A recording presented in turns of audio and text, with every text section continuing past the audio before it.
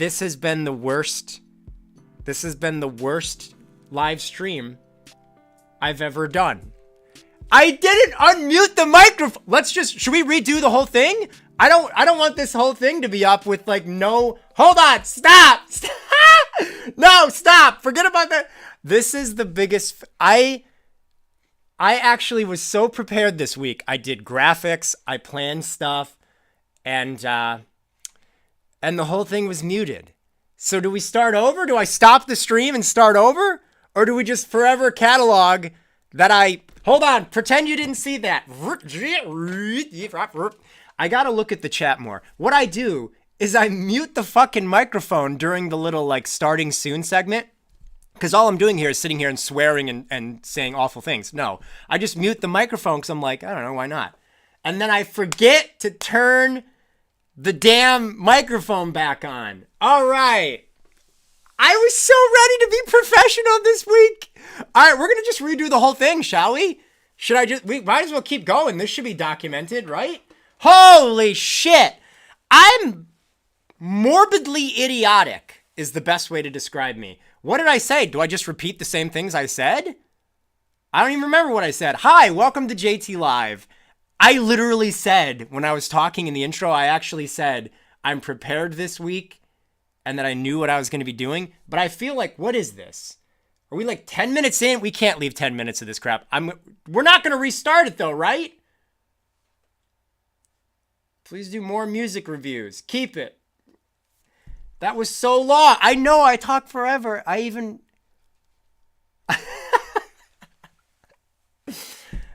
was the fill in the words yourself episode. Yeah, this is the like when they it's like a coloring book. You just color it yourself. Figure out what I was saying. Show us that fancy soda can again. That's the other thing. I was talking about how shit that soda can is. This. I was like, this is well, we're just going to go with this, right? I'll put the timestamps. Okay? I'll put timestamps in so that you can just skip that horrible thing. But what I was just saying originally is this episode is sponsored by Watermelon Mint Nixie Soda. It's like a sparkling water, and it's terrible. So it's not really sponsored anything, but it really does not taste good. Why do I keep drinking it then? It's not even watermelon flavored. You definitely taste the mint. It tastes more like mint strawberry. Chip Chap Chop says, I can read lips, but you were going too fast. Anyways, welcome to JT Live. I really thought this episode was going to be flawless, but we're going to leave that up so everybody can see what a moron I am. Okay, what I said originally was, and I guess we'll do this quicker this time maybe, but I said, as always, we like to start JT Live off with the shoes of the week. These are the shoes for February 27th, 2022. So let's get into the shoes of the week. Whoa, we didn't see this before. It's the shoes of the week. It's the Maison Martin Margielas. These are the future style of Maison Martin Margielas, and these are probably in my top 5 favorite shoes of all time. They are pretty incredible. They are designer brand. Maison Margiela is like a designer brand, so they are very expensive. But you can find them like used on websites like The Real Real, Grailed, even eBay. If you look around, you can find them way less expensive. I think they retail for like $900, but I love them because of a variety of reasons. You know, I'm a complete whore when it comes to shiny shoes. These are very shiny. They have a shiny silver patent leather upper, and as you can see, well, you can see it really good over there. As you move them around in the light, you get this like oil spill kind of holographic thing going on. I don't know if you'd call it iridescent or holographic. I need to learn the difference between those two things. I also love how they've got like a spongier feel to them. They're very sturdy to where it feels like you can wear them a lot without them getting destroyed, but also they're like flexible and they got like a sponginess to them, which I like. I'm a huge fan of like stuff around your ankle, like the little strap that goes around. Last week, I think I had the Supra shoes on that had this same kind of thing. I like this way more because of the like, you know, it just feels cool. When you wear these, you feel cool, which is the nerdiest thing that I have ever said, but they just feel cool to wear. I actually have these in a variety of colors. But yeah, I won't talk too much more about them because I'm redoing the same thing that I already did, but with audio this time. So yeah, these are the Maison Martin Margielas, and they're amazing. They have a dark gray outer sole, which is kind of neat. I like that. Goes really well with the silver. And they do look very futuristic. I said this before, but now you can hear me. I like how they have these little these little flaps that go over the laces. See the laces in there? The laces are like a rounded, somewhat thinner, dark gray lace to match the outsole. But I do like the little flap that hides the laces. It just makes it like really clean. It's just a very clean silhouette there. So there you go. This is probably one of the most expensive pairs of shoes I own. I want to get a second pair. But, well, I do have other pairs of these same shoes, but different, different leather, different colors and stuff. So that's the Maison Martin Margielas. Hey, we did it successfully. I mean, I guess, it could have been a lot worse. I could have done like half the fucking live stream and not had audio. I'm gonna crawl underneath the desk. I don't deserve to be above land. Okay. Daft Punk feet. Okay. You have any New Balance? No, I'm not old enough for that. So yeah, guys, we actually do have some pretty cool things lined up for this live stream, I think. We're going to have a lot of fun. There's a lot of crazy shit going on in the world right now, and I feel like we need to have some distractions. We need to get kooky and silly. We're off to a good start. But yeah, those shoes, I love them. Okay, let's move on to, we got a Zelda. I actually have the Zelda stuff prepared this week. I really want to talk about Phantom Hourglass. I even wrote notes. See, I do know how to write and read in English a little bit. But I don't know where to go exactly. How are you guys doing? Everybody doing good? Everybody keeping it together? Hello, Chip Chap Chop. Hello, Ray. Hello. I think I saw Lonely Goomba in there. Don't you have a bronze pair? Bronze. No. Of those future, the Margiela Futures, I have emerald green. They're shiny emerald green. Those are amazing. Those are the ones I paid full price for. I've got them in a blue leather. I have them in orange leather. Around Halloween time, I always post a picture of the orange ones that I have. I call them my pumpkin shoes. Brandon Kennedy. Wow, a very nice silver color of those shoes. They are sleek looking, which are really cool. Thank you very much, Brandon. Hi, Greg. Hi, Tobias P. Hey! I'm not reading that. I'm not reading what you just said. That was disgusting. Doing good, Josh. You ready for warmer weather? Yeah, me too. We're almost on the cusp of it. I've never used the word cusp in my life, but I'm going to do it now. We're on the cusp of warm weather. I look at March is like the last fully winter month in Illinois. But Illinois can be a little crazy. It can get, we could have snow in April. It's not common, but it happens. So I'm hoping for like a good April. So yeah, I could still use a snowstorm. I'm still not totally down on a snowstorm, just as long as it's not April. That's when I'm done. Okay, so let's get into some actual content here. What do we got? Oh my God, you guys. So this is what we're gonna start with. I was prowling the internet, as I am known to do, and I came across, I don't even know how, I came across this indie game that I think looks really, really cool. I know what you're thinking. Josh, you're racist towards indie games. I know, right? But I'm starting to kind of warm up to some indie games, and I wanted to introduce this game to you guys just in case you hadn't seen it. I don't know if it's very popular or not. So I actually am going to play the trailer without talking. We'll do full screen trailer. We'll come back, and then I'll talk about it a bit because I'm very excited about this. The game is called Naiad. I think that's how you pronounce it. Naiad, and I've become entranced with it. I'm sexually aroused by it. No, I'm not. Okay, anyways, here's the trailer for Naiad. I will be right back. Enjoy it, and we'll talk with it. Talk about it afterwards.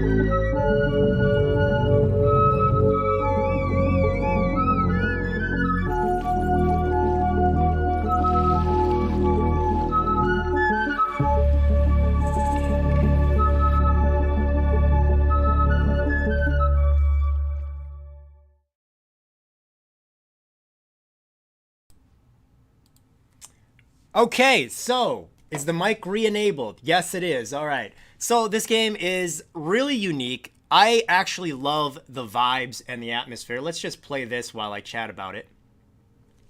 So I am going to fully confess, I don't know fully. I use the word fully twice within like 3 words. That doesn't sound right. But I do not totally know what the goal is here. It's a game about relaxing. It's a game about swimming around from a top-down perspective. I love the art style. I love the soothing, kind of almost otherworldly music. And I love that it seems like you're just kind of exploring these various forms of H2O. You play as a little water nymph? Is that the right word? Nymph? Is nymph a bad word? What's a nymphomaniac? I don't know what I'm saying. Let's go to the website, shall we? Uno momento. Hold on a second. We are going to actually, because I have the website open, look at this. Now we're together here. So the website is A Game About Nature. Immerse yourself in a relaxing, minimalist, and colorful exploration adventure. Oh, it's just so cool. It's like an ASMR experience, it feels like. So it's developed by High Warp. It's about 3 hours long, so I can't imagine it's going to be very expensive. Comes out in Q3 of this year, so that's like fall. Seems like it would have been a better spring or summer game. The target audience, anyone who likes to relax and get lost in nature. Who doesn't like to relax? And I'm always lost in something. It's an exploration adventure. It features a relaxing, wholesome experience, unique visual style, cute, casual gameplay, an original story about nature, fun and peaceful interactions, designed for one player. The meaning of it, in classical mythology, you know I'm a bit of an expert on classical mythology. The Naiad is a nymph. I was right, nymph. It's a nymph presiding over fountains, wells, springs, streams, brooks, and other bodies of fresh water. I'm all about being fresh, ladies. Hi. So I like this game a lot. I am definitely going to check it out when it comes out. If you like what you see, go ahead and follow them. Let's look at some of these pictures. It's really interesting because, you know, I do think there is a goal, kind of, to the game. There are little things. I did watch a gameplay, like a little gameplay session with, I think it was the game's creator, and it kind of gives you a good idea to what you can expect. Like, here's a little duck, like a mama duck, and there's little ducklings, and if you swim by the ducklings, you can get them to follow you, and then you bring them back to the duck. Kind of reminds me of Wii Sports Resort. This game is literally just Wii Sports Resort. Okay, maybe not, but it just does seem like there's some things, you know, like we just saw. Look at this, is kind of cool. I love the perspective they're getting too. Like you're swimming around, you go underneath a bridge, you see cars going over it. I like that there's little leaves floating. I had to just double check to make sure the microphone was on because I'm terrified of that now. But here's like a little well or like a little fountain area that you can find your way into. I imagine there's going to be secrets, like little secret areas, because we did see a bit of that in the trailer. Does seem like there's various seasons. Look at this nighttime in the pond where they got a little fire there, lily pads, the fish. So I really hope that the developer behind this game does manage to make it at least a bit like a game. You know, sometimes you see indie games like this and they just get so full of their own ideas, their own nonsense, that they forget it's supposed to be a game. So I hope Naiad ends up being relaxing, immersive, and stuff. But I do hope that there's like not a traditional goal, but at least goals, things you want to do, reasons for exploring and all that. But that is Naiad. I think I'm pronouncing it correctly. So I'm a fan of this. It comes out in the fall. I might do a review on it. It's very peaceful. It's very relaxing. It's beautiful. It's elegant. But enough about me. Okay, so anyways, maybe this could be a segment from time to time where I try to introduce you guys to weird games that I found. What does the chat think of this game? Tunic looks good. Tunic does look good. That game has been being worked on for a long time. Already love the art style. It's got a really cool art style. I'm trying to figure out if it's 3D or not, because part of me thinks it isn't. Part of me thinks that it's just like 2D things that are being set up in a way that makes them look 3D. This part terrifies me, by the way. It's just fucking giant alligator in the water here. But see, there's a little secret area that you can get into, and ooh, what did you discover here? Maybe you're trying to you're trying to guide the alligator to a certain area. Little frogs on the lily pads. There's also a like dragon, like a weird dragon creature in the water at one of the videos that I saw. Good depth. This would have been really cool on the 3DS with all this like depth in height, and the layers are like pretty flat, so I think that would have looked cool on the 3DS. Alas, the 3DS, she's a dead. Okay, we are actually going to move on though to the next thing. Let me check my notes here. Chip Chap Chop says that it looks wonderful. Rye Guy says, have you seen Tunic? Yeah, I remember watching. I should have gotten something better to drink, like water. Oh, there is water over there, but I can't reach it. Guys, throw me that water. I've been watching Tunic since I think it was revealed at one of the E3s. And I imagine Tunic will probably be on Xbox's store, like the Xbox app. So I might look into it. But yeah, Tunic looks cool. I'm a fan. This would be great reveal for the Indie World Direct. Was it? I don't know if it was in the Indie World Direct. I generally don't watch Indie World Directs. If they brought 3D to Switch 2. Ooh, I think 3D is kind of dying out in the entertainment industry. You don't see a lot of talk about 3D. Like, remember when people were like, 3D televisions? I got to get a 3D television for my reruns of Frasier. I want to see Eddie in 3D. What does Martin Crane's old raggedy chair look like in 3D? What does it look like when Niles smells Daphne's hair behind her back in 3D? Anyways, we do have some Zelda to talk about. Before we get into Zelda, though, I feel like we did the Shoes of the Week. We did Naiad. You know what, guys? We got to do it. I know that I said we're going to keep it lighthearted. And we're not going to talk about the news, but I got news for you. We are going to talk about the news. Here we go. Bring up the news. Where are we? Where is anything in this world? Okay, first up, let me switch over to my news segment. Whoa, we're in the news. It's the headlines of the week, everybody. So Joy Behar, I think that's how you pronounce her name. Joy Behar was... I fucking love The View, by the way. I don't like, whenever I see clips of people complaining about The View and they're all like, look what Whoopi Goldberg did. Look what Joy Behar did. I'm always like, ooh, show me. I'm excited. Anyways, this was something that people have been talking about. Joy Behar talking about the war in Ukraine. But anyways, this is funny. Ready? What's going to happen in Western Europe, too. Yeah. I don't know if you can hear this. You plan a trip. You want to go there. I want to go to Italy for 4 years. I haven't been able to make it because of the pandemic. And now this, it's like, what's going to happen there? She's complaining that she can't go on a very expensive vacation to Italy because of the pandemic and now Ukraine. So she's like, they're so privileged and she's so unaware of how stupid she sounds. Which I can relate to that, Joy, but still, I've never been this dumb. Oh, you plan a trip, you want to go there? I love her body language too. Can you guys hear this? She's like, you plan a trip, you want to go there.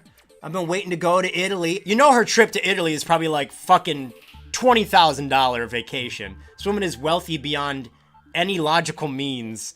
And she's complaining. She's complaining she can't go to Italy because of the pandemic. And now Ukraine. She's like upset that Ukraine is at war because it affects her vacation. In Western Europe, too. Yeah. You plan a trip. You want to go there. I want to go to Italy for 4 years. I haven't been able 4 to make it years. because... I've been trying to go to Italy for 4 years. And now there's World War III. Can we pause World War III so I can go to my Italian vacation? Oh, God. Oh, I love her. All right, moving on. This is on the harder side of news. I liked this. Polar penis. The hazards of winter sports. So apparently this fella got his penis frozen while skiing at the Olympics. I don't know why I find this to be comical. I shouldn't. It's terrible. The Olympics have concluded with almost 3,000 athletes showcasing their skills to the world. While slips, trips, and falls are common on the ice and snow, causing embarrassment and injury, spare a thought for Finnish cross-country skier Remi Lindholm, who revealed after competing in the 50-kilometer skiing event that his penis had frozen during the competition. I know I shouldn't laugh or giggle, because obviously that, hey, That's not good.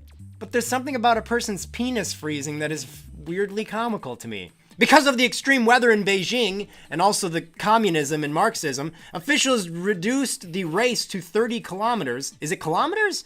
And the start was delayed by an hour because of high winds with the air temperature negative 16 Celsius and the wind chill. So basically, this is a common thing.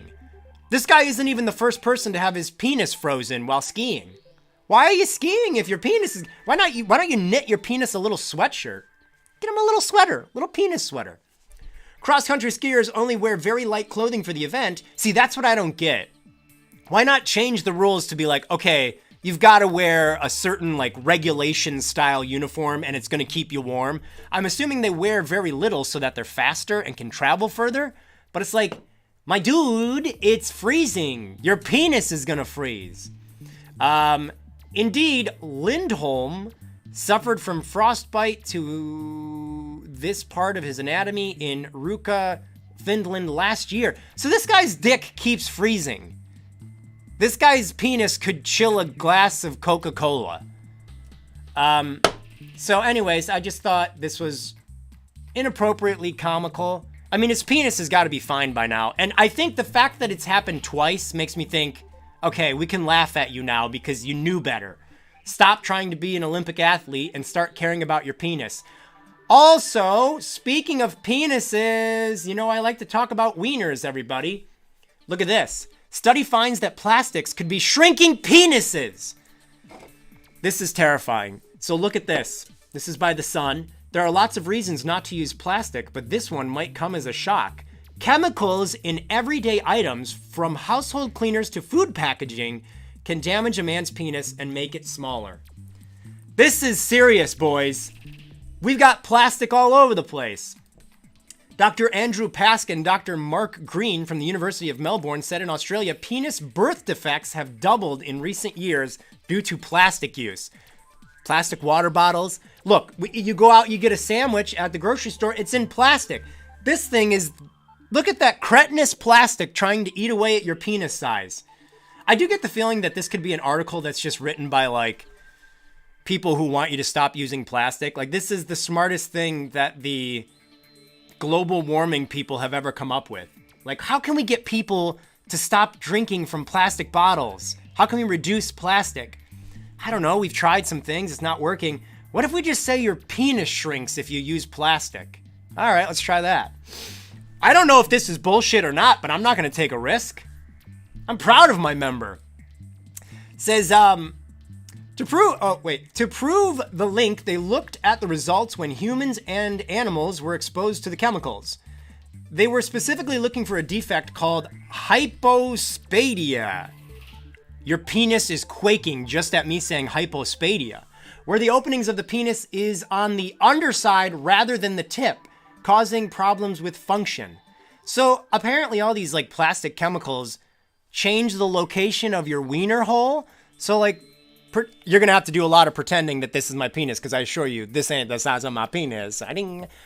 So it's like, instead of your penis peeing that way, your penis pees downward. How would you aim in a toilet? You'd have to like hover it over. It'd be like a claw machine. And then you pee down. Nobody wants that.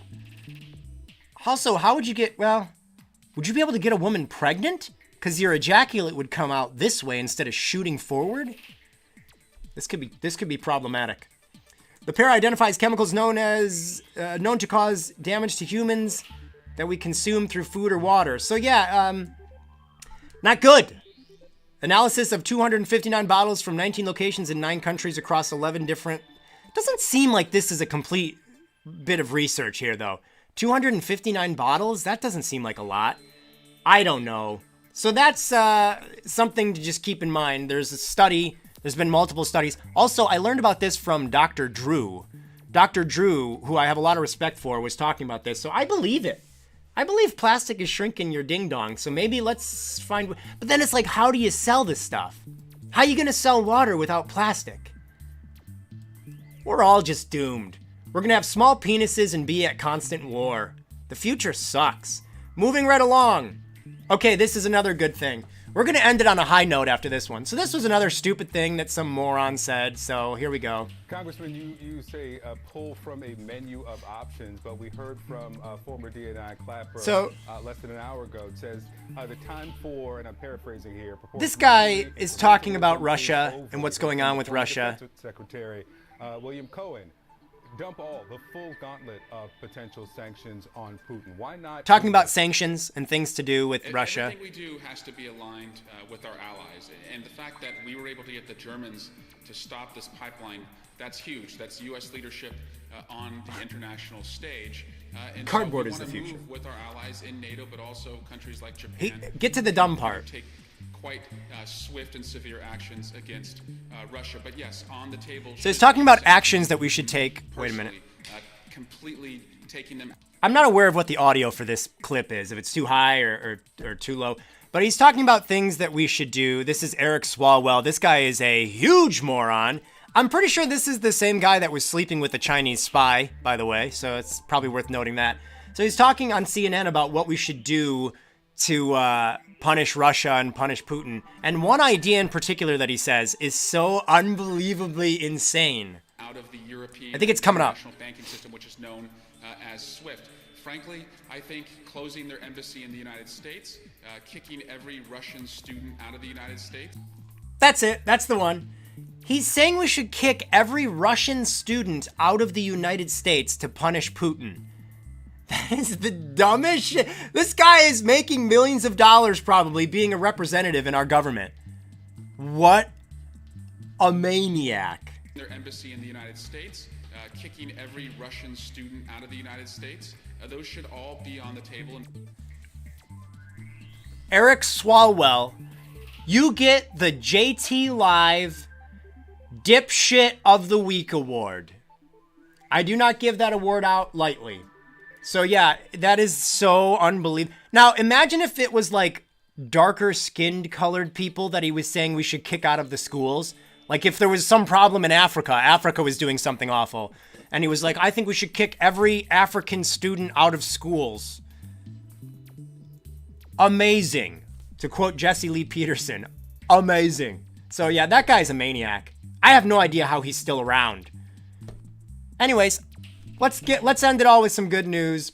This is amazing news, baby.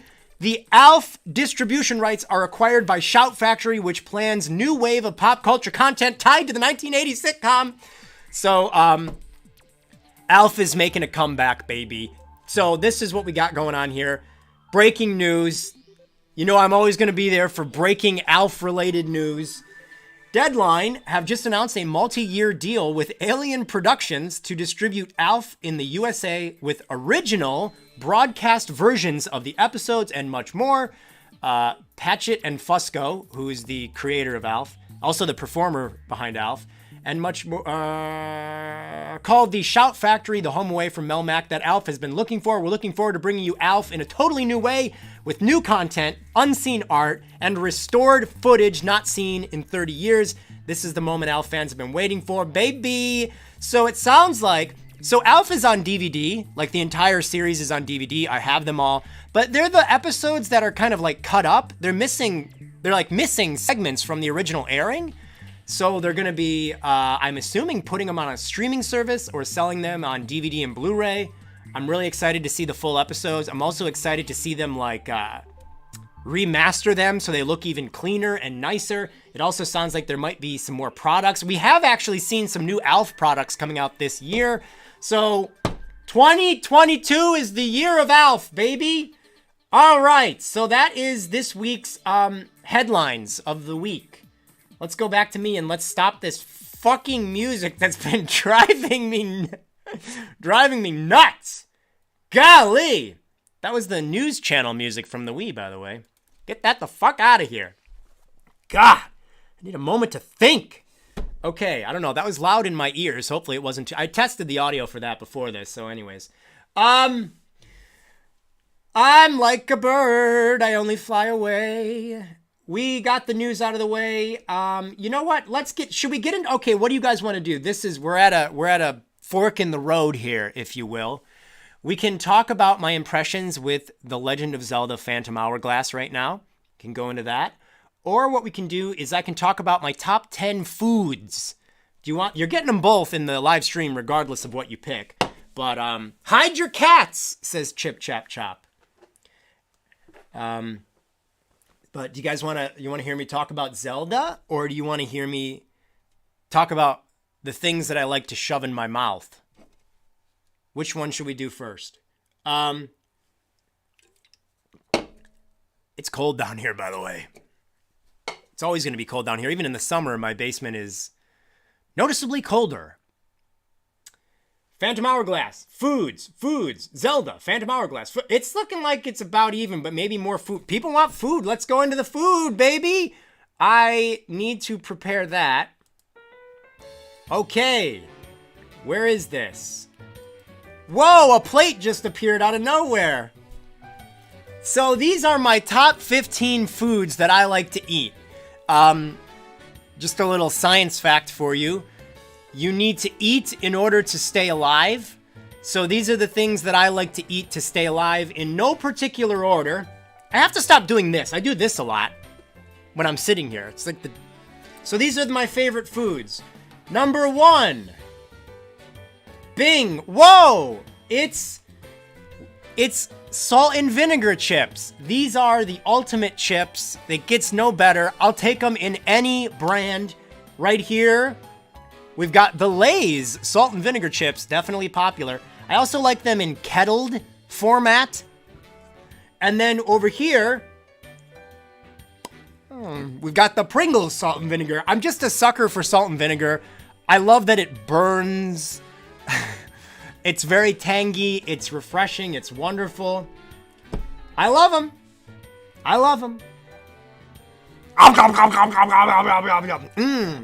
Yummy. That was delicious. Next up, number 9. Poof. It's a big salad.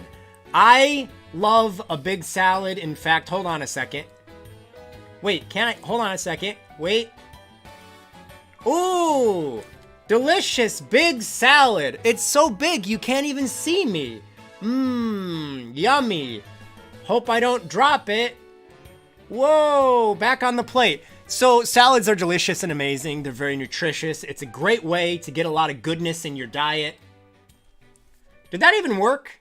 I don't even know if the live stream shows me moving them, but the type of salad I generally like is, of course, I like lettuce in there. I want real lettuce, by the way. Don't give me any of that bullshit where it looks like a bowl of weeds. What the fuck is that lettuce that's purple? I don't want dark purple lettuce. I'm not a fucking monster. Well, maybe in some ways.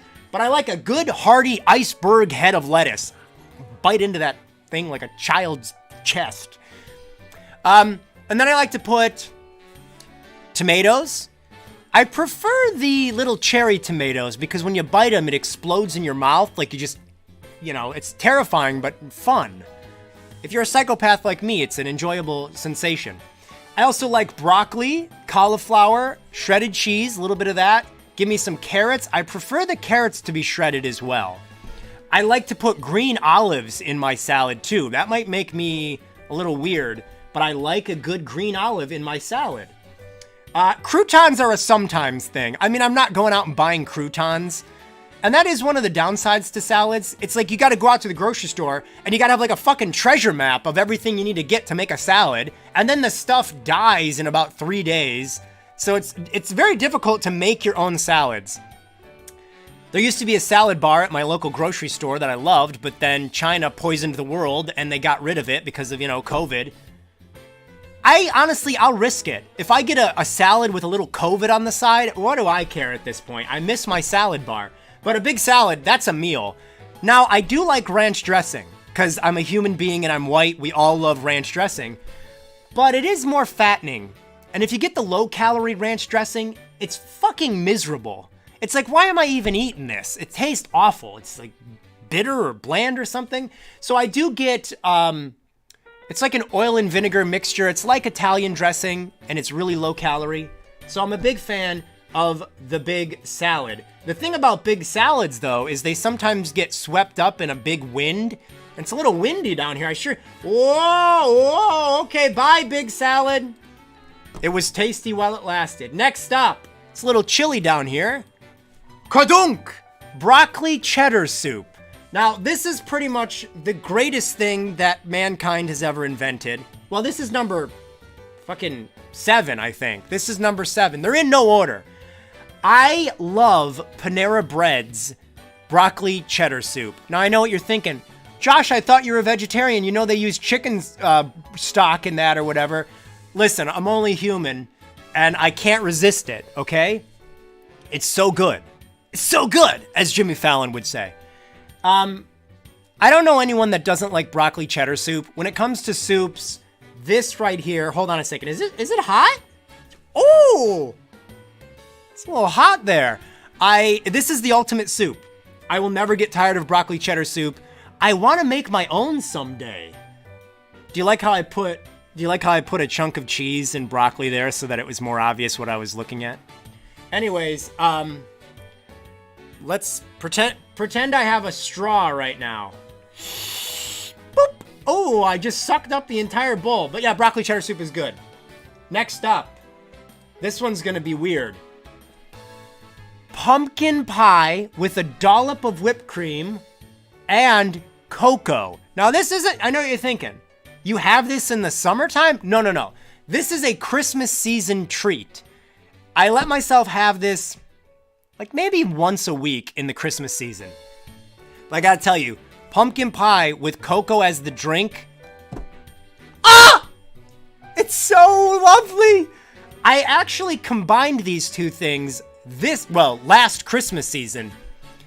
And it's just amazing. I know some people are like, they like sweet potato pie. I've never had sweet potato pie. That sounds weird. Potatoes aren't pie? I guess pumpkins are weird for a pie too, but I really like how pumpkin pie is like clay. It just feels like I'm eating Play-Doh. It's like tasty Play-Doh. The consistency is Play-Doh. And like I said, just a little bit of whipped cream on there because you gotta be naughty in life. And then the hot cocoa and the... Oh my god, get this away from me because I'm gonna eat the screen. Next up. Now this one's a little weird. I just used the box for this one. But this is my way of getting pizza. I really like lean cuisine pizza. I'm a big fan of lean cuisine pizza. It's delicious. It's about 350 calories. And it's very full. It's very filling. This is usually what I eat in the morning. Well, not always, but this is one of my like lunchtime things where I'm trying to not have a lot of calories for lunch. I usually eat more for dinner. It's really good. They also make this with a cauliflower crust, which is even healthier, and it's really good. By the way, a lot of lean cuisines are not necessarily healthy food. They're not like low calorie all the time, but this is one of the times. Lean cuisines will make your dick shrink. No, they're not. They're made in cardboard. It's not made out of plastic. But anyways, this is when I need pizza. This is usually where I go for my pizza kick. I used to like Little Caesars. Little Caesars is like the poor person pizza, but it's amazing. It's junk food. It's wonderful. I love it. But you know what? Get it the fuck out. Oh, wait. Get it the fuck out of here. How do I, hold on, I'm really confused. Wait, that way. Okay, wait. Okay. Get it the fuck out of here. Whoa, that was definitely well rehearsed. I don't even know if that was viewable. Next food, please. Oh, man, we got some pineapple. Pineapple is the definition of an orgasmic fruit. I will eat pineapple until my eyes start crying pineapple juice. It is the most incredible fruit. A lot of people go to watermelon as the best fruit, but I have oftentimes had bad watermelon. Like, you're not always guaranteed that watermelon's gonna be delicious. I have never in my life had a gross pineapple. They're always oozing with flavor. There's like a spunk. Pineapples are spunky. When you eat them, it's like there's a fucking parade in your mouth. And I also love, they've got good hair. Look at this. The hair of that pineapple. You know what? Fuck it. Give me that pineapple. Whoop. Yeah. That's another thing. People wear pineapples as hats. Come on, baby. Shake your body, baby. Do that conga. So they're just great. This is my go-to fruit. Put it back on the plate, though. Come on, I'm getting juice all over my head. But I'm a big fan of pineapple. I don't know what that name is, though. Pineapple. They don't fucking taste like They don't taste like an apple. Why is apple in the name? Pine. What is the pine referring to? But it's great. I also love how pineapple's so cool. They even have things that are made just to cut the pineapple. Like I have a knife thing that cuts pineapple. It's a very summery thing. Very juicy, very flavorful.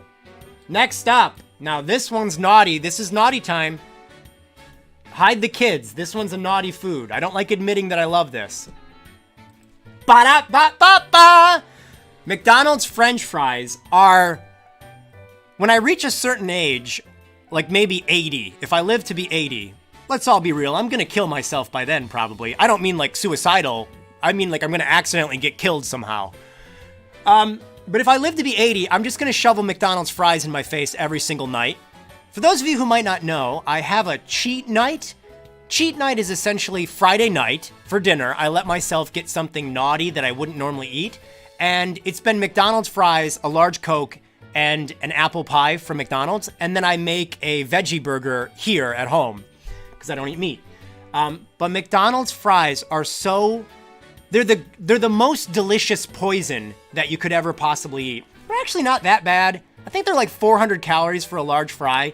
But getting these and then dipping them in the tangy barbecue sauce from McDonald's and shoveling them in my stupid face, oh my God. They're the best fast food fries ever. The worst are Wendy's, by the way, which I think is funny because Wendy's social media, like their Twitter, they're so like sarcastic and anti-McDonald's. A lot of their billboards and advertising are like, haha, McDonald's, you suck. Wendy's, their fries beat the shit out of your fries. Your fries suck. McDonald's is the king of fries right here. So anyways, I'm sorry to go on a rant, but I'm very passionate about McDonald's fries. I just had them a couple nights ago, and they're amazing. Next up, it's time to cool things off. This plate has seen a lot of food. I hope this doesn't melt on that plate after the hot McDonald's fries were on it, but...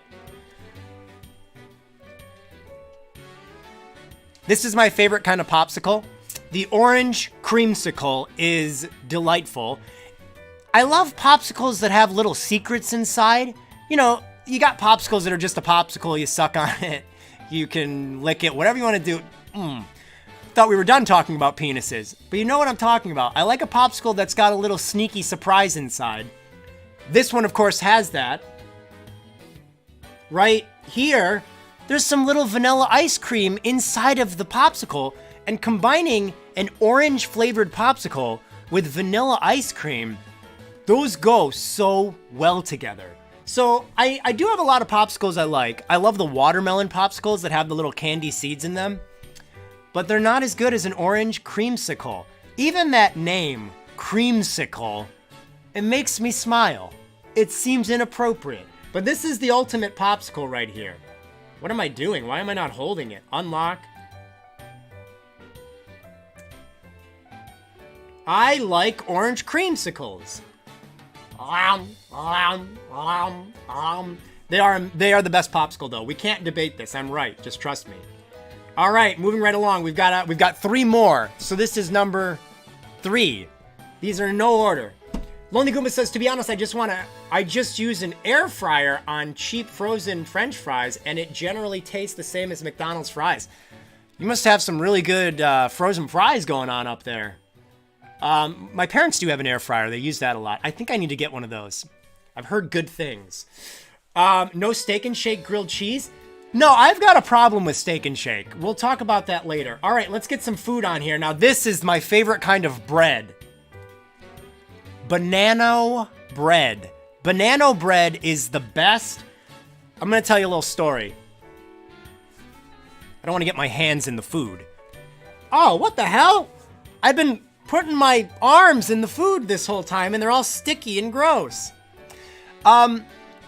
Banana bread's my favorite kind of bread. It's just, I don't know why. This is weird. Is banana bread mostly beloved by old people? I don't know.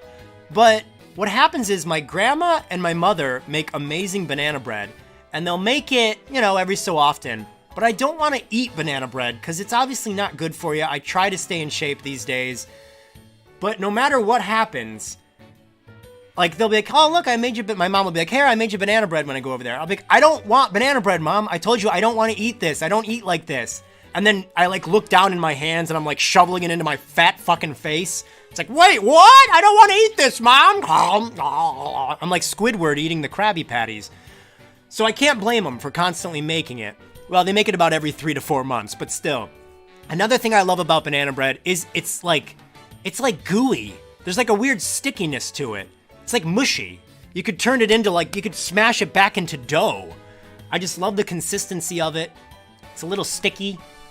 And I'm also really impressed with banana bread because you make banana bread with rotten bananas.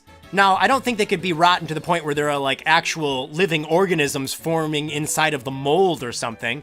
But like when bananas start to go brown, that's when you're supposed to make banana bread with them. And I'm like, how amazing is that? A food that is like, it's like the reason why I like vultures, you know, the birds. I like vultures. They're fucking hideous to look at, but I like them because they eat dead things. So it's like they're making good use out of something that has no use anymore.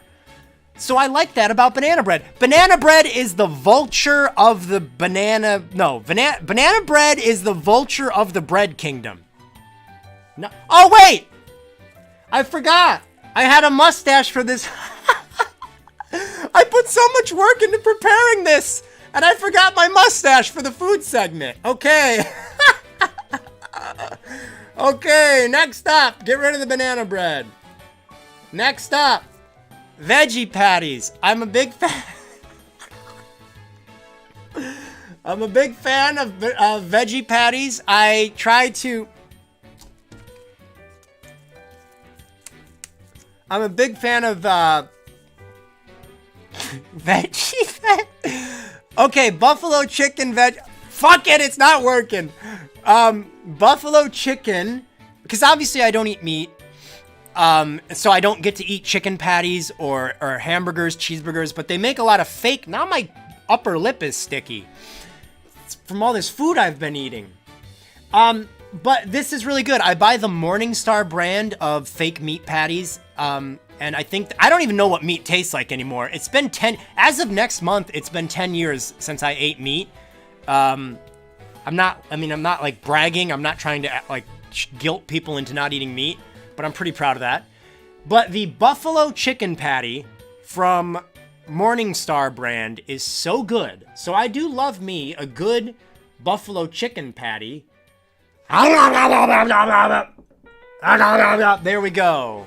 Wow. And then last, but no, wait, that was last. That was the last thing. Bring it back real quick. Whoa, wait a minute. Bleh! Okay, it's back.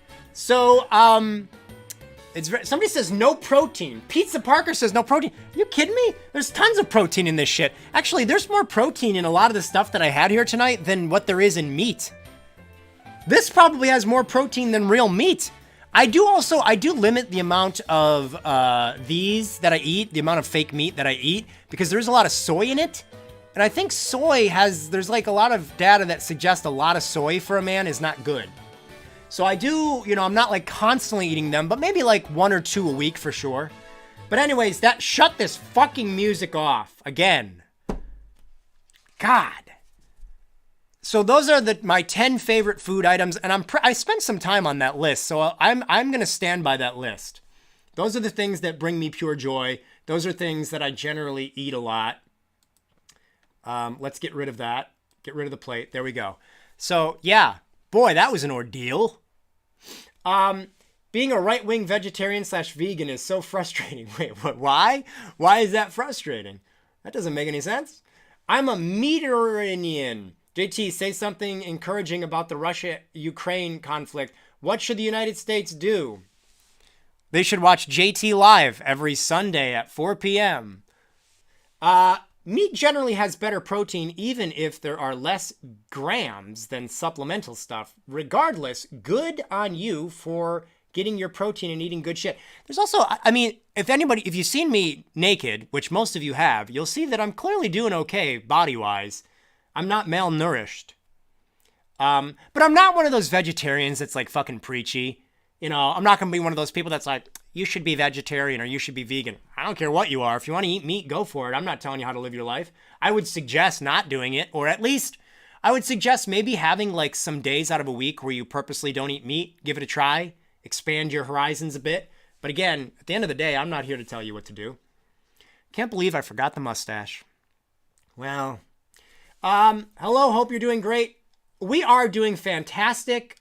Ayla Lynn music. Let's get into the Zelda stuff, though, shall we? What else do we have? There is a few things after Zelda. How long have we been doing this? Oh, we've been about an hour? Okay, we got about another hour left to go. We've been plowing through this nonsense. My mom always gave me banana bread for me when I was in elementary school. Banana bread is great. Some people like to put butter on it. I like to just go commando with my banana bread. Just pure banana bread. I think Lonely Goomba up there was saying he likes it with chocolate. No, Nintendox says he likes it with chocolate chips. I'm not into I don't like adding to my banana bread. I've been thinking about the idea of making a peanut butter jelly sandwich with banana bread. Is that insane? Or should I try that someday? I've been contemplating that. I just joined. What did I miss? Oh my God. I don't even know if we can begin to explain what you've missed. Nudity is what you've missed. Because I think it's one of the main things right-wing people are wrong about, and their arguments against. So that is one of the things that I do. Oh, I don't struggle with it, but I guess I'll just say that's one of the things I struggle with when it comes to right-wingers. I have noticed that a lot of them don't care about animals. I'm not saying all, but there generally seems to be this, oh, who cares, it's an animal vibe going on. Gavin McInnes is one of them. Well, I don't know. Steven Crowder loves his dog, but they hunt. You know, so hunting animals and eating animals is definitely more of a right-wing thing than a left-wing thing. And being a vegetarian or vegan is certainly more of a left-wing thing than a right-wing thing. Just goes to show how much of a magical creature I truly am. I'm breaking all the rules. Cows want to be eaten. These are facts. I don't think you've met cows. I've spoken to a lot of cows and they're like, hey, what the fuck is going on? And I'm like, I don't know. Who knows, Mr. Cow? I don't know what to tell you. I'd love to get you out of this pen, but I'd be arrested. Did you see Tesla and Elon Musk abusing those monkeys? What is that a euphemism for? All right, let's have some fun talking about video games. I've only talked about one video game this whole show. So let's get into the Zelda shit, right? Are we going to do that? Is that what we're doing? I think we're ready for that. Let me just check my list real quick. Make sure there's nothing I'm leaving out. The Zelda talk will probably be decently lengthy. So Zelda is the last thing that I have prepared, but we're going to go beyond the Zelda. I think we're going to just do a lot of Q&A, and I'm going to talk with you guys in the chat after we get through Zelda. But for now, let's get right into the Hyrule. Okay.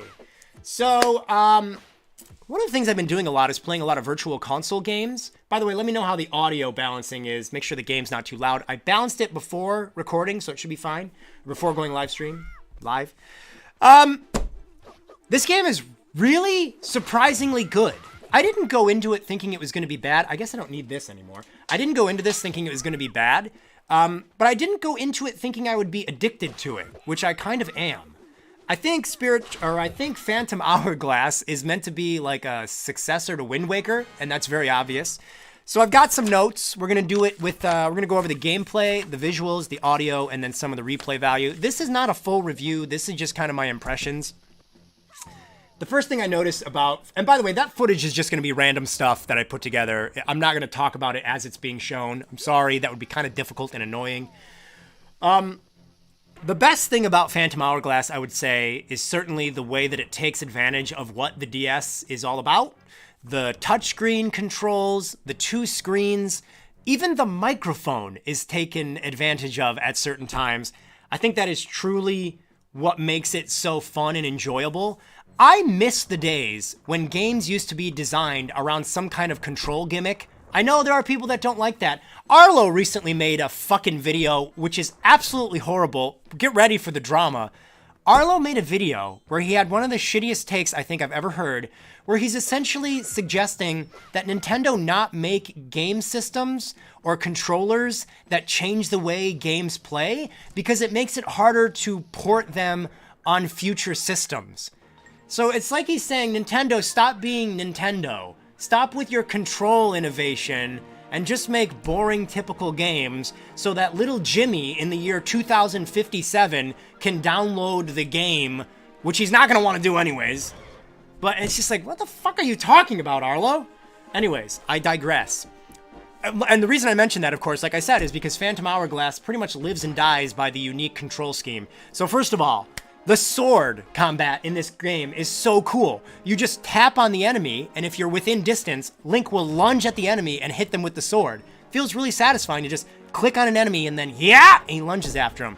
You can do a circle, like a quick little circle around Link, and he does the spin attack. And you can kind of do it real quick, and you can do spin attacks one right after the other. He gets dizzy on the fourth one, I think, so they balance that out really good. You can also just slice on the touchscreen to slice your sword. So the sword combat works super well.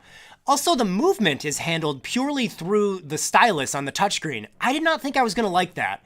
I'm usually against that kind of control, like the pointer controls in Zack and Wiki. I'm not really in love with that because it makes you feel like there's not a direct connection between you and the player. Or not the player, the character. You and the character makes you feel a little bit separated from them. I do not feel that in Phantom Hourglass. Phantom Hourglass, I very much feel like I have control over Link, and I think it's because I am physically touching a screen still, whereas, this is a random reference, but Zack and Wiki on the Wii, I fucking love that game. It's one of my favorite games, probably of all time. It's in, like, my top 25 games, but I do think that, like, just pointing where you want Zack to go, like, point and click where you want him to go, sometimes I wonder if I would have just preferred the movement be on an analog stick and then all the motion controls and the pointing still be there, but not totally handling the movement. But the movement with Link is great. And the further you touch away from Link, it'll make him run. And if you bring it closer to Link, he moves a little slower. As you can see here, I'm trying to avoid these obstacles. I'm about to get hit. But yeah, I really like the controls a lot. Then, the touchscreen controls also are baked into the weapons. I haven't unlocked all of them so far, but the boomerang, oh my god, the boomerang is like made for touchscreen controls. You literally just draw the path of where you want the boomerang to go, and then you throw it, and it goes through that path. So that is used to hit switches in certain orders. It can also be used to take out enemies with their weak point and everything. I love the way the boomerang is handled in Phantom Hourglass. It is so good. Also, the bombs are pretty good. You just kind of grab them by touching them, and then you touch where you want them to be thrown. So if you have to blow up a wall or something, you literally just touch the wall and he throws the bomb there. It's really cool. The weapons work so well with a lot of the touchscreen stuff. Another thing that the two screens and the touchscreen are used for that I love is the map. Oh my god! It's like this whole, it works so well with the Wind Waker aesthetic too, because Wind Waker is about setting sail and looking at your maps and your sea charts and everything. Having that on the top screen at all times is so useful. And then they use the touchscreen where you're gonna make little X's and little notes to yourself. Like you can draw on the map. It's so cool to be able to draw on the map. I love that. It's so handy for hunting for treasure and stuff. It makes you feel like you're involved with the game world even more too. I feel like I actually have little treasure maps that I'm making an imprint on, so it's very nice. Sailing in the game is handled pretty well also, considering the DS is not a very powerful system, so you probably couldn't replicate what they did in Wind Waker where they just give you total control. But I like it because it's kind of like the boomerang in the sense that you draw out your path where you want to go, and then you hit set sail, and then it's just kind of automatically bringing you where you want to go. But at any time, you can cancel it and go somewhere else. And along the way, there's a lot of stuff for you to mess around with. You fire the cannon at enemies. You can fire the cannon to break barriers like rocks in the way. And you can also jump over obstacles. Sometimes there's a thorn gate that pops up and you got to jump over it, or barrels and stuff. There's enemy ships. So even though I do prefer by the way, this boss battle is amazing, using two screens for this boss battle. That was super cool. So even though I do prefer sailing in Wind Waker because it's way more beautiful and it feels more expansive and there's a lot more islands in Wind Waker, it seems, and I do prefer having full control over the boat, I think given the limitations of what they were working with on the DS, they actually did a really good job. And speaking of your boat, look at this. you can customize it with a bunch of different ship parts that you collect. So that's kind of like, you get those through playing mini games and stuff. But it's just really cool that you can customize the ship. I do not have a lot of parts, as you can tell from this footage, but I am looking forward to unlocking a bunch of them and seeing what kind of ship I can make. And it's not just for the look of the ship, it does change the way the ship operates. So here's one of the mini games right now, firing at all those little targets. But yeah, that's pretty cool, customizing your ship. And it seems like there's a lot of parts that you're going to find as well. So I've got the Donkey Kong looking barrel as my main hub. So I like that. Another way, control-wise, that I thought was just so fucking delightful is I once got a map in the game and it was like, oh, we can't read the map because it's full of sand. And he's like, blow on the map to clear away the sand. And you literally blow on your Nintendo DS to blow away the sand from the map. Fucking, I'm so cute. I love that kind of stuff.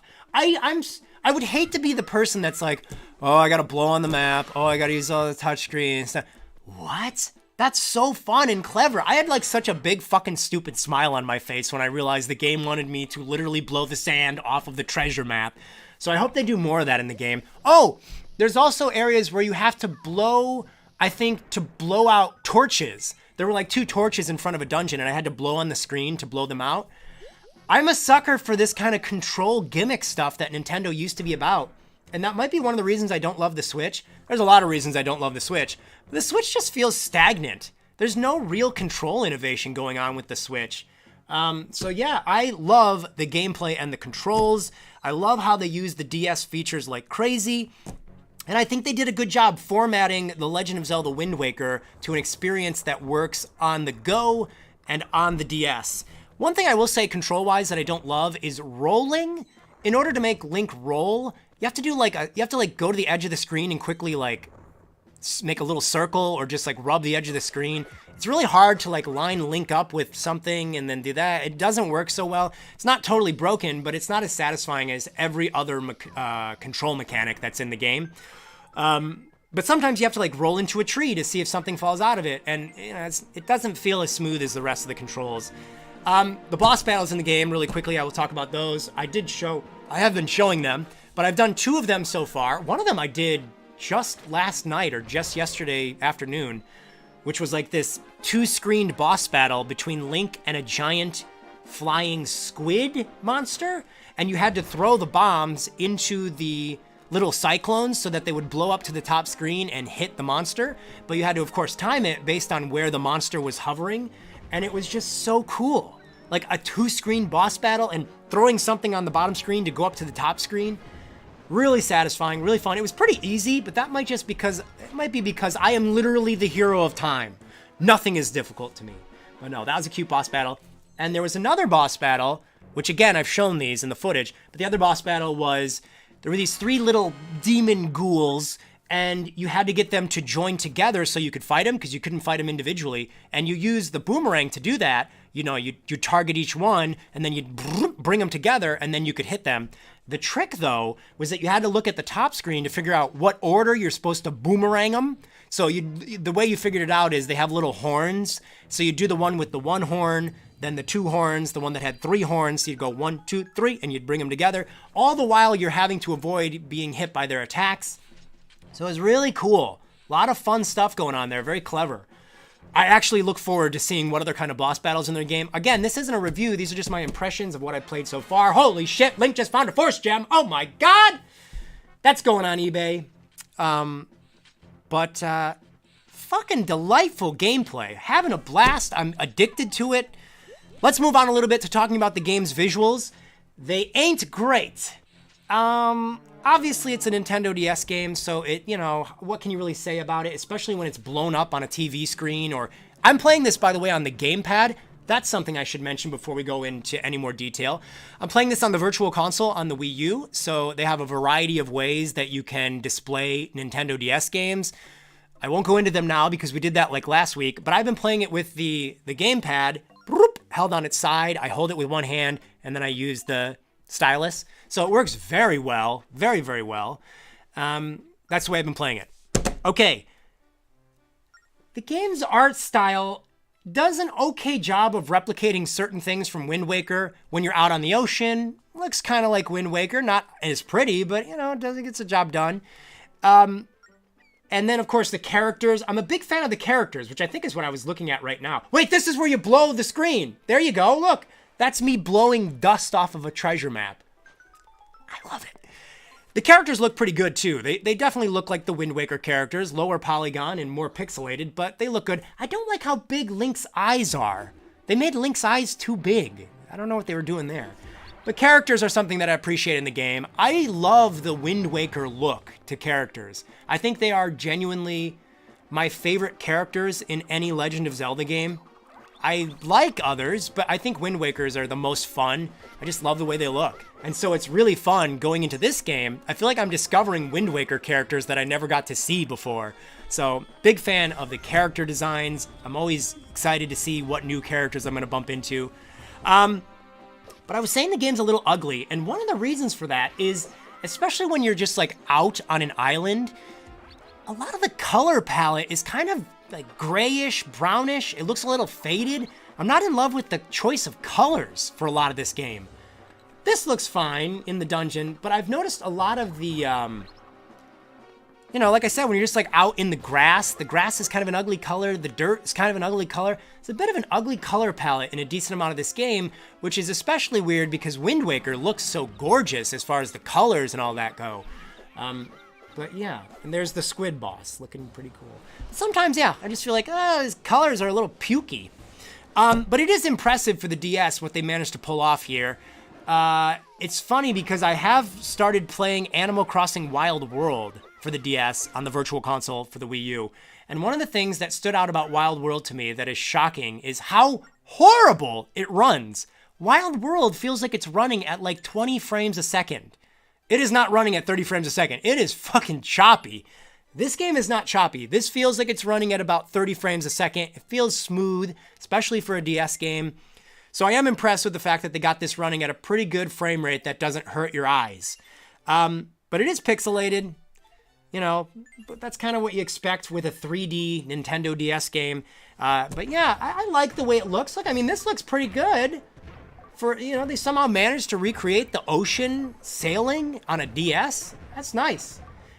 So visuals, there's highs and lows there. Let's move on to talking about the audio. So musically, I feel like a lot of the music tracks I've heard so far are kind of forgettable. It's like it's got a decent soundtrack, but nothing is really standing out to me. The music that has stood out the most has been the stuff that is just taken from Wind Waker. The ocean music, like the sailing music, that stands out, but that's from Wind Waker. But a lot of the music that I'm hearing is just kind of like whatever. It doesn't feel like it's leaving an impression on me the way that Wind Waker's music did. The sound effects and everything are great, you know, typical sound effects, pretty good for a Zelda game. And it doesn't seem to have a lot of variety in music. Maybe this is because it is a Nintendo DS game and there's only so much they can store on a DS card, so they reuse a lot of music. But I am noticing a decent amount of music is reused, which not ideal. So audio, like the music, is probably one of the weaker parts of the game for me. I'm hoping that as I keep playing it, I start listening to more music and there's more variety and there's stuff that really kind of leaves an impression on me. But so far, I've beat 2 temples and the music has just been okay. Finally, I would talk a little bit about replay value. This game actually has a mode that I really can't show you. There's a multiplayer mode where you battle against other players, which I really would have liked to try. It was online back in the day. You can play it locally or online. I am playing this on the Virtual Console for the Wii U, so I can't really take part in that mode. I did go through the little tutorial, so I was able to see a little bit of it, and I can't say much about it, but I'm assuming soundtrack is forgettable. Yeah, that's what I'm finding as well. I'm assuming the multiplayer mode was pretty cute and fun, but I can't really say much about it. But I'd imagine that would have added some decent replay value to the game. And I do find that there's a lot of replay value in just exploring the world and going back to islands that you were at previously. And it's like, now that I have bombs, I can go back to a lot of islands where I needed bombs to get to certain areas. So I am doing that and finding little treasure and stuff. So there is replay value in exploring the islands and finding what, little secret things. That was one of my favorite things about Wind Waker, is just setting sail on the ocean and like seeing, oh, what's that off on the horizon? It's an island. I haven't been there before. And you get closer to it and then you dock and you jump off and you go explore an island. I think that's one of my favorite things of Wind Waker, just exploring islands. So it is in here a little bit. There's not as many islands, it doesn't seem, but there is replay value in going back to areas you were previously at, but now you've got new items and new abilities. It's a very common Zelda thing, but I really like that Zelda trait in the context of a tropical world on the ocean with islands. I think it works really well. So overall, I have been really enjoying The Legend of Zelda Phantom Hourglass. I downloaded this on a whim just for the hell of it, because I really hadn't played it before. I haven't played any of the DS games for The Legend of Zelda before, and I, like I had mentioned, am addicted to it. It's very charming, and I think the strongest part of this game is definitely how much it takes advantage of the DS. The microphone, the 2 screens, the touch screen, absolutely pleasant. And I have really enjoyed my time. If you guys like hearing me talk about it, maybe a little bit more, I will talk about it when I beat the game, or maybe when I've played more of it. But I will continue to play Phantom Hourglass. It is, honestly, I would say it's my favorite handheld Zelda game so far.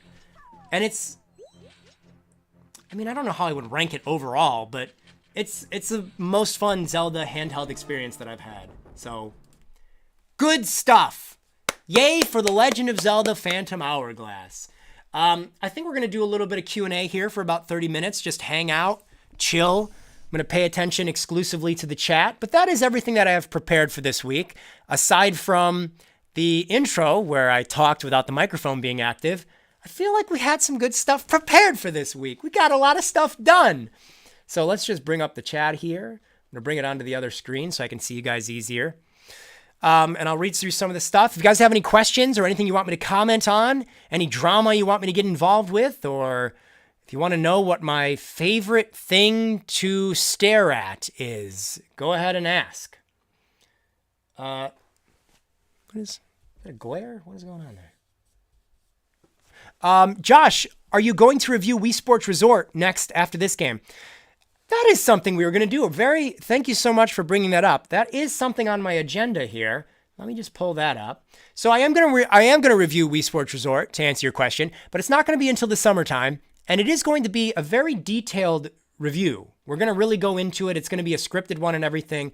Let me bring up my summer 2022 list of things here, because before we end this, I do want to talk about stuff that I want to do in the summer. As many of you know, I'm dedicating pretty much all my time, aside from putting together these live streams every week, I'm dedicating all of my time to making the Paper Mario Christmas special. But I want to get that done for by May 1st. And then once May 1st rolls around, I've got a lot of fun ideas of things I want to do throughout the summer. So in this live stream, I do want to go over some of those. We'll look at the text document here. Soundtrack Phantom Hourglass is definitely probably the low point. Yeah, it's just kind of a lot of music, and I've noticed a lot of it is reused. Multiplayer was a lot of fun, says Cody T. I wish I could play it. I guess I could get 4 Nintendo DS systems and 4 copies of the game, but, I'm happy just playing it on the Wii U. The special effects during the food segment were incredible. I know, I spent a lot of money on those, so I hope you guys enjoyed them. I did see the new Pokemon trailer. I just care about new Pokemon Snap.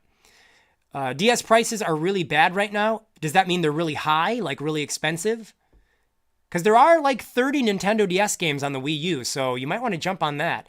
Would definitely love a live review of Luigi's Mansion.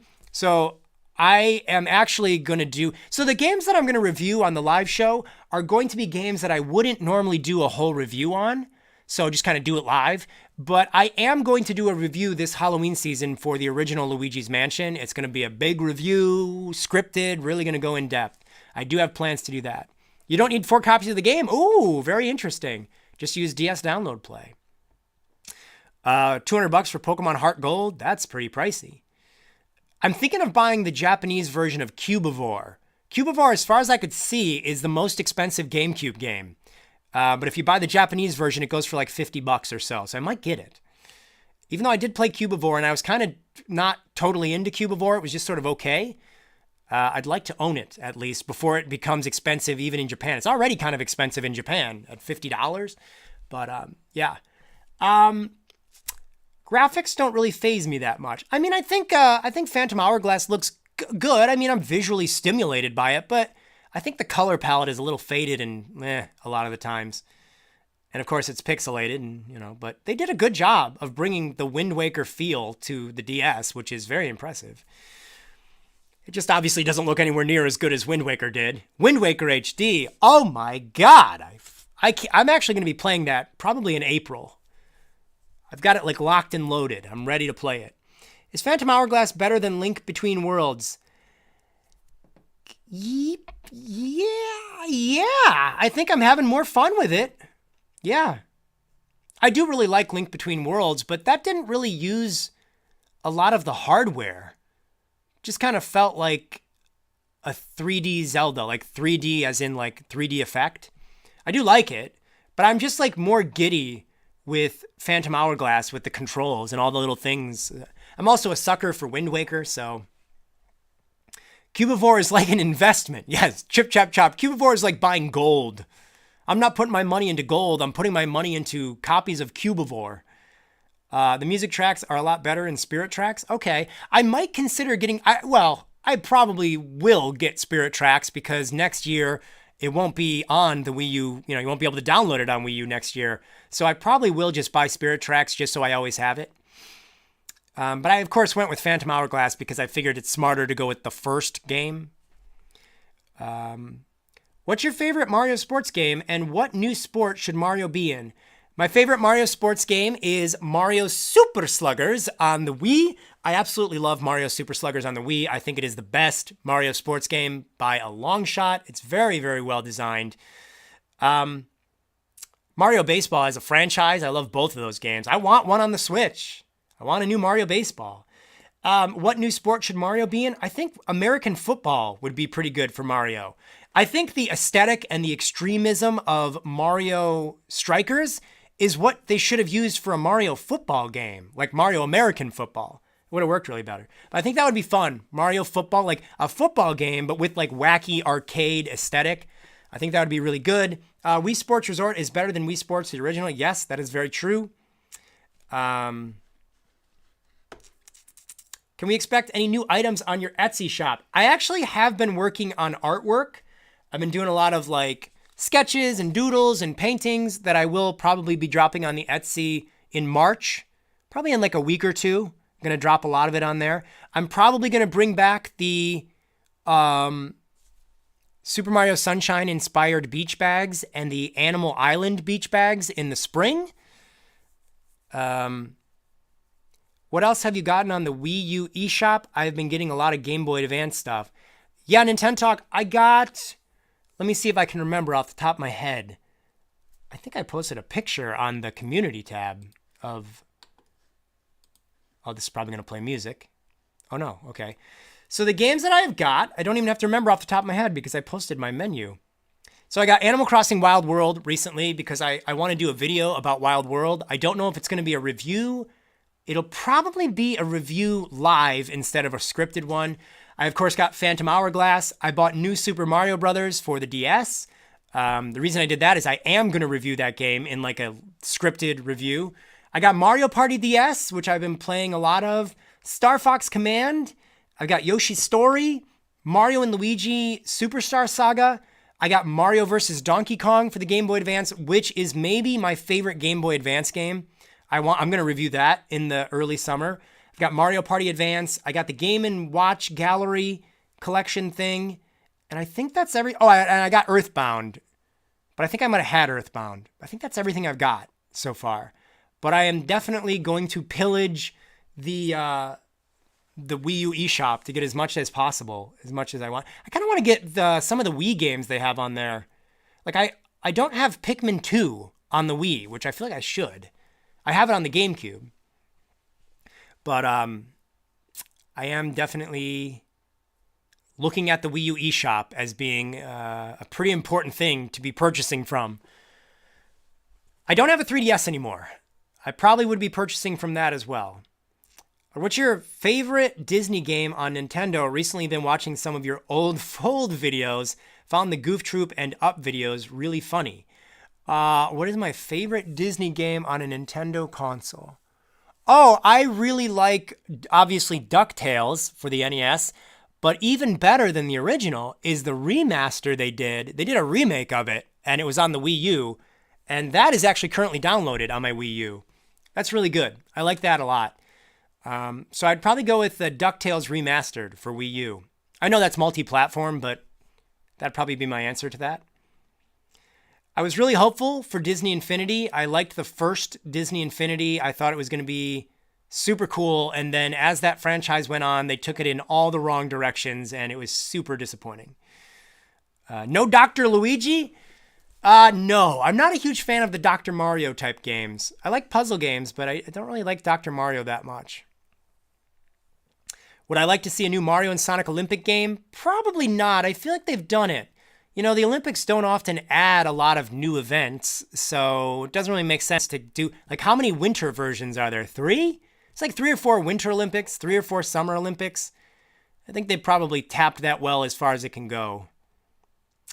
My favorite Disney game is Kingdom Hearts. Yeah, I can see that. Kirby's Return to Dreamland is what Star Allies should have been. Return to Dreamland was very good. I'm so excited about the Kirby game next month, guys. That's going to be my next purchase. I don't know what I'm going to... Like, Kirby, I'm going to get... For sure, very excited about Kirby and the Forgotten Land. I don't know what the subtitle is. I'm excited about the game, but I don't even know what the fucking name of the game is. But I am excited about that. And I think Strikers. Nick is convincing me to buy the new Strikers game. And if I do, I feel like I will probably review it. Even though I'm not that excited about it, it looks pretty much like the Wii game. I've never played Sonic Transformed Racing. I don't really have a favorite Mario and Luigi game. Well, that's not true. I do have a Partners in Time is my favorite. Because again, I felt like they did a lot of fun stuff with the 2 screens. And I liked a lot of the locations in that game. But I'm definitely a Paper Mario boy. I'm really big into Paper Mario. First 2 games. Charging chucks could be put to good use in Mario Football. That is very true. Top 3 Nintendo franchises would be Pikmin, Animal Crossing, and I feel like there's one I'm forgetting here. I want to say Pikmin, Animal Crossing, and Mario Party. Josh, should I get Mario RPG off of the Wii U eShop? If you like the way it looks, yeah, I would say so. You should definitely get... Is the original Paper Mario on the Wii U eShop? I know it's on the Wii, and it's now on the Switch, but I don't know if it's on the Wii U. I've heard of Psychonauts, yes. I think it looks really cool. I like Psychonauts. I actually own it on Steam, but I haven't played a lot of it because I don't like playing a big game on the computer unless it's like Sea of Thieves. I play Sea of Thieves. I want to play Psychonauts on a TV with like a normal controller. So until I'm going to get the Steam Deck someday, and that'll be when I play the original Psychonauts, and probably the sequel too. The original Paper Mario is on the Wii U eShop. Yeah, okay, so I probably just didn't pay attention to it because I already own it on the Wii. Maybe that was why. I think you would love Ape Escape, Josh. I vaguely know what Ape Escape is. It seems silly and fun.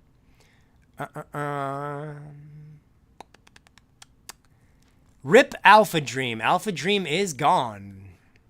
Sea of Thieves is my most played game of all time according to the Xbox stats. I love Sea of Thieves. I mostly play it in the summertime though. It's a go-to summer experience. Josh, what do you think of the new Pokemon starters? They looked fine. They looked super samey. The Pokemon are starting to look like this weird... I don't even know how to explain it. Like they're just taking... This is the Leaf Pokemon that was announced 15 years ago. Okay, this is the new Leaf Pokemon. Here's the new Leaf Pokemon. Like they're just squashing them into different shapes or something. I don't know. They looked fine. Like, I didn't think they looked terrible or anything.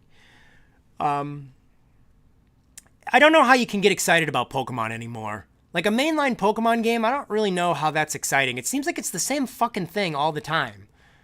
And it seems like, didn't they just have a new Pokemon game? Like a new generation of Pokemon? Wasn't that just like 2 or 3 years ago? They're already doing another one? I don't know. I mean, if you like it, go for it. I'm not going to stop you. But new Pokemon Snap is the only Pokemon game that matters. But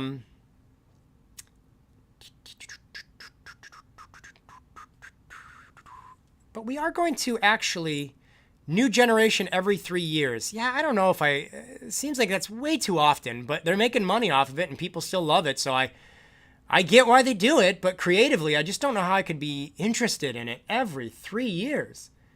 Good golly, Miss Molly. But I did want to actually do this. Let's bring my JT Summer 2022 list over here. And I'll bring the chat over on the other screen because we're going to have about another 10 minutes or so of wackiness here. And then we're going to call it quits so JT can go get his freaking din-din. I am definitely hungry. I have not eaten a lot today. I had a little bit of cereal, had a little bit of blueberry flavored oat stuff for lunch. After Switch Sports, would you like to see Switch Sports Resort? If they made it on Woohoo Island and they got rid of those ugly fucking Sportsmates characters, maybe. I don't think they would do that, but, you know, I'd be open to it then. Okay, we are going to look at is this going to work? It is going to work. Look at that. So this is a little text document that I keep for ideas of videos I want to do. This is sort of like a wish list, if you will. This is the JT Shine 2022 summer nonsense that I've got planned. So I thought just for the fun of it, at the end of this, we would go over some of these things. This is literally anytime I think of something I'd want to do for a video, I just type it into here. There's a Halloween document, Christmas document, and this is the summer one. So I've been kind of cleaning this up a little bit, figuring out like what I'd want to do. So, you know, by the way, and in the chat and also in the comment section, because these get uploaded after I'm done, let me know which of these sound most interesting to you. So we've got, maybe I should zoom in a little more so you can read it better. I don't know. There we go. So I made Splatoon clothing in real life. I think that's something I talked about many years ago, but I never really made a video out of it. I have like legitimately about 5 or 6 pairs of Splatoon shoes that I customized. So I feel like with Splatoon 3 coming out over the summer, probably a good idea to, you know, show some of that clothing just for the fun of it, I guess. So that's something, even if it's just in a vlog or whatever. I want to do some summer fashion, a summer fashion lookbook. I have so many tank tops. I want to kind of talk about some of the tank tops or some summer fashion ideas.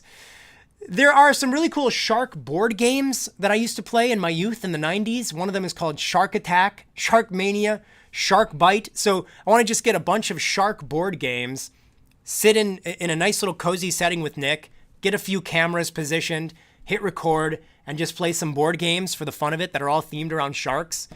I'm also going to be buying a second wetsuit this summer. So I wanted to do a video showcasing a new wetsuit, maybe compare and contrast to my Roka Maverick wetsuit. As you know, I have a thing for wetsuits now. This is just what I've become, and so I want to do some summer wetsuit stuff. I didn't get a chance to review the wetsuit last summer, so I really want to do that this summer, like a good wetsuit review type video. There's this thing called the BlendJet. Actually, it's called the BlendJet 2. I want to do a review of some products. So I want to review the BlendJet, and it's a good time to do that in the summer because I can make all sorts of tropical smoothies out of it. I kept getting ads for the BlendJet, so I want to do that. There's also a Kodak sticker printer. It's like a little printer thing, and it makes stickers for you based on the pictures you take. I want to fudge around with that, do a little review of that. My top 15 islands in Zelda Wind Waker. It's another video I want to do. Some ASMR videos. I want to buy some Japanese Mario Sunshine guidebooks and do ASMR videos for them. Get a nice little like sand setting and seashells, set it up real cool. I want to design an Isle Delfino travel brochure. By the way, I might not do all this stuff. This is just like, here you go, Josh. These are ideas for you to maybe consider. So that's why I said, mention in the comments what ones you think would be most fun or interesting. So I want to make like a cool like actual travel brochure that's all themed and custom made for Isle Delfino. I want to make a pinball machine based on Pikmin. So like a real pinball machine. It wouldn't be electronic because holy shit, I don't have the ability to do that. I'd electrocute myself. But it would be like, I think I could do it. I think I could fudge around with making a real pinball machine, put all the plants and stuff, make a little game out of it, figure out like how to keep score and stuff, but give it a totally Pikmin theme. I think that could be cool. Adult ballet lessons with JT. It's a random one, but I think it could be fun and funny. Just do like ballet classes in a video. That could be funny. 80s weekend. I want to do a whole weekend where I upload a video on Friday, Saturday, and Sunday.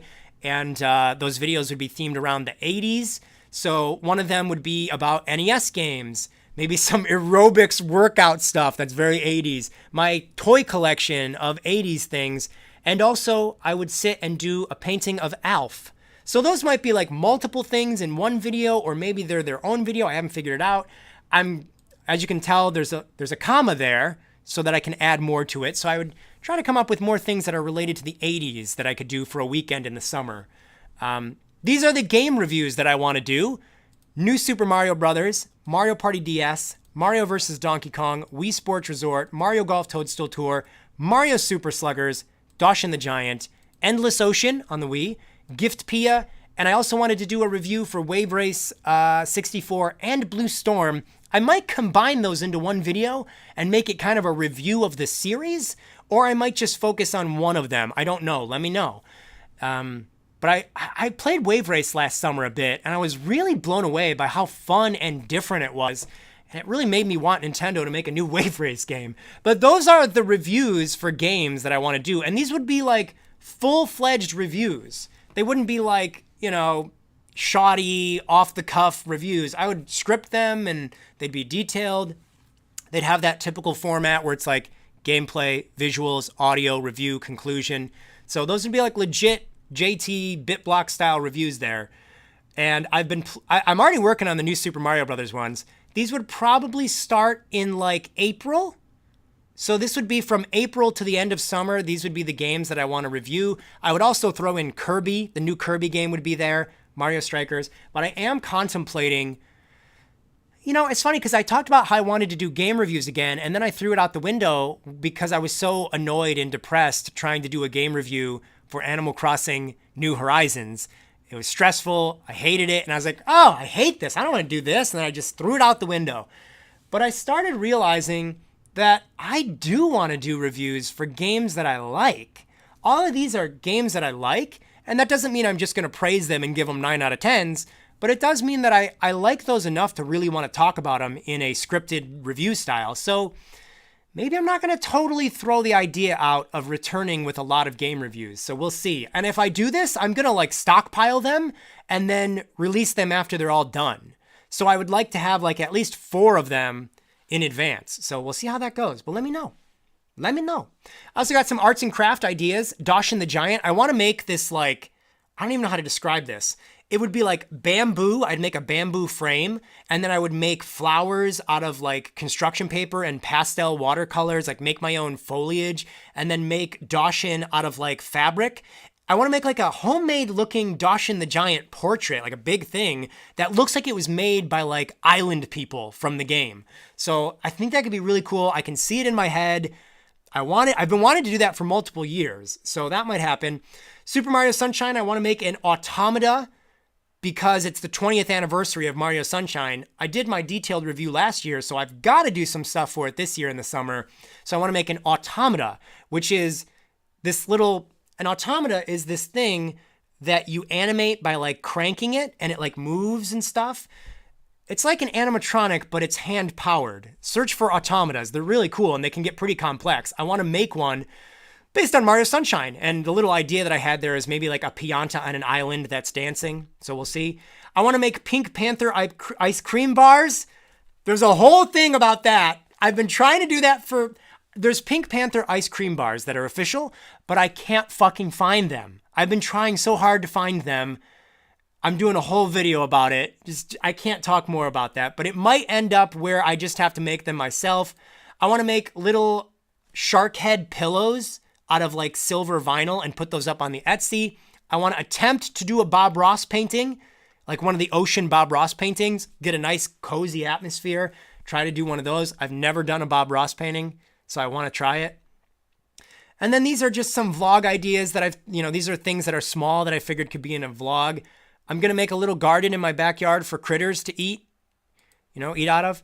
I want to do an early morning sunrise jog and an early morning wetsuit swim. Go get some Gatorade cucumber, some popsicles, do a little vlog, getting a big haul of those. I bought men's latex pants for some reason. They're like actual fashion things. I don't know why that's a summer thing, but I just threw it in there. Jogging at the other baseball park. There's like a baseball park that I wanted to vlog from. My collection of men's jogging tights. I have a whole bunch of those. I've got like a huge collection of them. Making my new sidewalk. So I'm making a new sidewalk, planting some flowers and bushes. These are, again, just ideas for segments in a vlog. How to make Amity ice cream. I've got a whole thing. I make something I call Amity ice cream, and I'll show you how to make it. It's freaking amazing. Making a coral reef ice cream. I saw a picture of this. I want to make it. I want to get a slip and slide, play on a slip and slide. I want to get a nice tropical summer thunderstorm. Got to go buy some crazy new pool floats. Going to take a quick look at my collection of Garbage Pail Kids cards. And yeah. Then there's some Etsy merch, the Isle Delfino beach bag, Animal Crossing Island beach bag. I want to make a Dawson beach bag. These two I already sold last year. Shark head pillow, little DIY shark figure I want to make. So it's just like a white plain figure and you're encouraged to paint it. So that is the stuff that I have in mind right now for the summer. But actually we ended this at a perfect time. It is now 6 p.m. It is dark outside here. But anyways, yeah, that is the stuff that I'm thinking about for summer. I'm of course going to add to that. I'm not doing all of it, of course, but let me know in the comments, and I will, of course... I've just said, of course, fucking 4 times in a row. That's a good sign that my brain is fried, and I need to go get some food. But I am going to look at the chat replay once this goes up, because I obviously missed a lot of it. And then I will look at the comment section. But yeah, let me know, out of all that stuff that I just rambled off, when it comes to summertime, May to the end of August, what are some of those things that you really liked? Let's go, Brandon. Let's go, Brandon, indeed. A lot of people are saying the adult ballet classes. You guys want me to be your adult ballet instructor. It's the part I was born to play. I mean, I'm not a professional dancer, but it can be fun, a little bit silly and entertaining. 80s outfit while making the sidewalk. You know what? You better be live streaming tonight as well. And I don't want to hear any excuses about how your battery died or you didn't have it on the screen. When I'm relaxing tonight, I want some nice, relaxing artwork from you, Toby. But that is going to be it, kids. I entertained you for 2 fucking hours. You're welcome. No, but thank you for joining me, kiddos. Hopefully this was the best live stream yet. Aside from the hiccup at the beginning, I feel like this was a good one. I feel like I was organized. I feel like we had a good variety. I managed to somehow hide the fact that I'm not wearing pants this whole time. No. But we'll be back next Sunday at 4 p.m. with more JT Live. I need to have an outro. You know what I mean? Like play the little outro and then... But it's been fun. And I might clip some of these. I know I've been saying this every week, but I might clip out some of the segments here for the channel. I just don't want to do that too much because then the channel would just be polluted with a bunch of re-uploaded stuff. So thank you for watching. I am going to go jump in a nice hot bubble bath or shower. I feel like I could do a bubble bath. And then I'm going to soak and get nice and soft and And then I'm going to go get my Jimmy John's and come home and watch Frasier reruns. I'm a fucking simple man. I take so much joy out of getting all my working out done for the day, taking a hot shower, and then going to get my food, my Jimmy John's or whatever, and then coming back and watching Frasier reruns on Hulu. That is like heaven to me. And I don't know if that's a good or a bad thing. I'm going to just say it's a good thing. I like the simple things in life. Where's the ballet Wii Games video? I might do that, or I might save it for Christmas. I wanted to do it with a Christmas vibe, and I didn't get it done this year. So that might be for this Christmas. But you'll get Josh ballet stuff regardless, because I do the adult ballet lessons. See, I might do those instead, because we can do multiple versions of that. Could do like four videos of that, whereas the ballet Wii games, it's just like one video. So I think it's better to keep that as like a Christmas theme, give it like a Nutcracker ballet vibe theme. So anyways, again, boy, I don't know how I'm hungry. I ate all that food earlier. What? How am I still hungry? All right, guys, stay sexy. God bless America. God bless Papa President Trump. And Godspeed. Hopefully Republicans take back the House and the Senate and they put Trump as the Speaker of the House and Trump is back before 2024. And until next time, so long, gay Bowsers.